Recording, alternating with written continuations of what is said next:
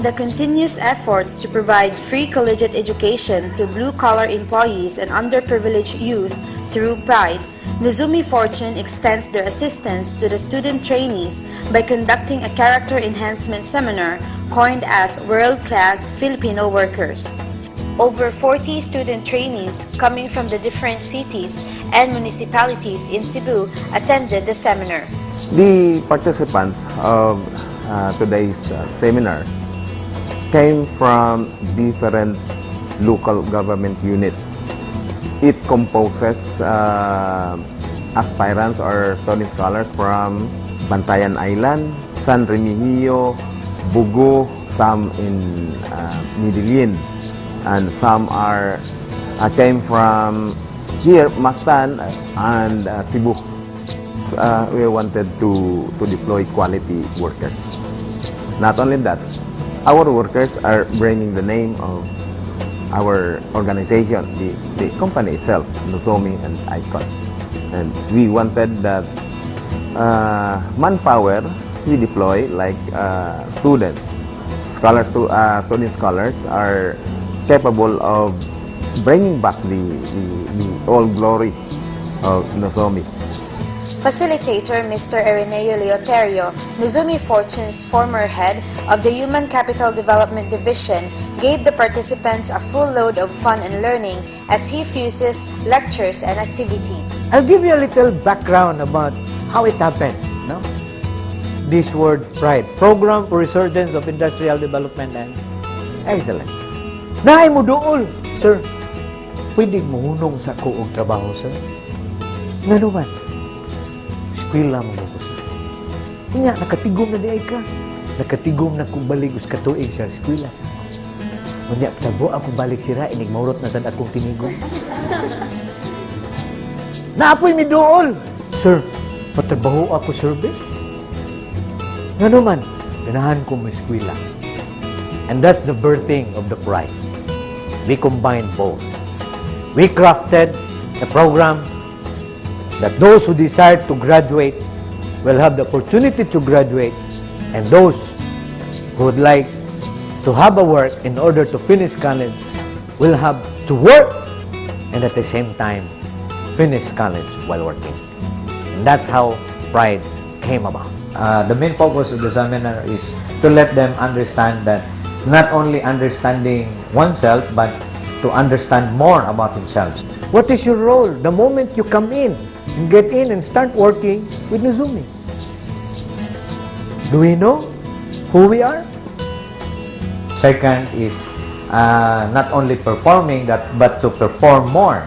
And third is not only to be of an asset, no, of the company, but also an asset of the entire Philippines. Like, we have to produce quality workforce right now. And the only way to do that is to inculcate the right culture for oneself, the right culture for work, and the right culture towards working with others. Let's practice about responsibility. Are you okay? Discipline is really part of becoming a world class. Without discipline, you cannot let them perform well, because we came from different cultures, and the reality is you have to be adaptive of the policies or the company rules and regulations. So number one, you have to come here on time. Do not come inside if you were not able to fix, especially the ladies, your head. That's not the way how you should work. Particularly among the Japanese companies, they are very particular on discipline. The moment you come in, your table should be clean. If you're not called to talk, you're not supposed to talk. So if I can hear voices, and then you're not supposed to talk, then you will get a consequence. What is your consequence? We will not call that punishment. But every action, there's always a corresponding responsibility and accountability. So discipline of oneself in terms of time, in terms of behaving oneself while in its team, or including the discipline of really producing what is best or coming from them. I also emphasize the value of contributing what they have to achieve more as a team. In the game of bugas-bugas, we call it the game of life. It displays the kind of attitude you have in dealing with others. There are 4 propositions actually we want to come up in that activity. One is the way how they handle themselves in relating with others with regards to problem solving.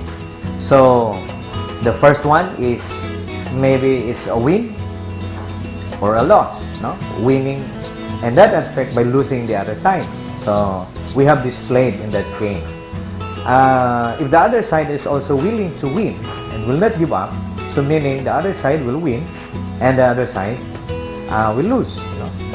But if both sides will think of taking, so automatically both of them will lose. So in that activity, we inculcate the value of sharing and giving. That's the only way to win, is to give. That activity will display the proposition that in order to win, you have to give. And if you want to lose, then you have to take. And that's why working together in a particular company is a very important factor to achieve productivity, quality, and efficiency. And I think that is the bias of the company. That's why they want to engage us, because our workforce is totally different. Meaning, we have prepared the mind, we have prepared the heart, and we have prepared themselves, like the hands and the feet. All in all, we have to produce a world-class Filipino worker. That's why coming into Nozomi, enrolling at Pride is no joke. It requires a lot of values. And we will learn that here. Also present during the seminar are Luzon Pride officers Christian Elepanyo and Gerald Ligaspi of Icon, Calamba, Laguna. Why am I here? So number 1, Miss Eva is assigned here to conduct the Pride orientation here in Cebu. Number 2 is to observe also kung ano yung process ng recruitment and deployment ng Pride. Kasi ang mission ni Sherman is to synchronize sa lahat, nationwide, kung ano yung recruitment and deployment process na gagawin sa buong Pilipinas under ng Pride program. With regard to the presentation of Sir Dodo, it was really impressive because I call the methodology as a happy learning style, because none of the moment that the people or the participants really have a sad faces, but it is a continuous happy or smiling faces all throughout the activities.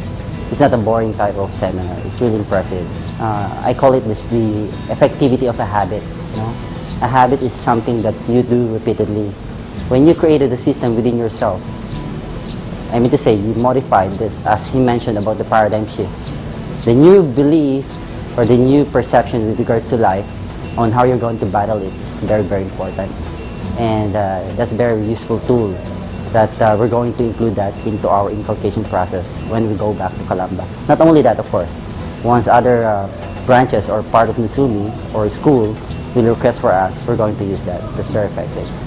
Today is the first batch that will be deployed to PENTAX. And their deployment and their preparation is very significant insofar as gaining the glory from PENTAX.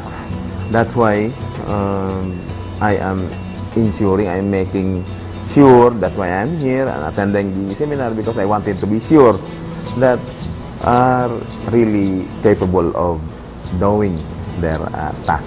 I wanted it to be a continuing part of the program na for Nozomi. I am expecting good results from the clients. Of course, this will encourage other prospects and new clients to avail the services of Nozomi. Pride was crafted to give this and the succeeding generation a chance of earning a college diploma. Yet, the program sets no limits in its advocacy to help the youth. Daghan kong nakatunan niya, dapat i-shape na mo among paradigm karon para kung unsa nga among mga tagsa-tagsa ka mga gipangandoy, amog yung matuman o makabot. Ako i-apply kanunay sa mga kagalingon ang kinahanglan ato lang na kay taas atong pasensya o self-discipline. Kay kung wala kay disiplina sa kagalingon, posible dili ta maka-perform og maayo sa atong trabaho. I-apply ang unsa among nakatunan gikan sa training, i-apply dito, i-show na mo dito maayo para ma-impress ang mga trabahante o ang mga PENTAX personnel ngayong anak ka-disiplinado ang mga gikan sa Icon College. Nalipay ko, nakamatasad ko nga dapat gidi ay ingato ang buhaton para magiging successful ang atong ginabuhi. Our job, our work, our accountability inside PENTAX is not that easy. That's why we have to ready ourselves.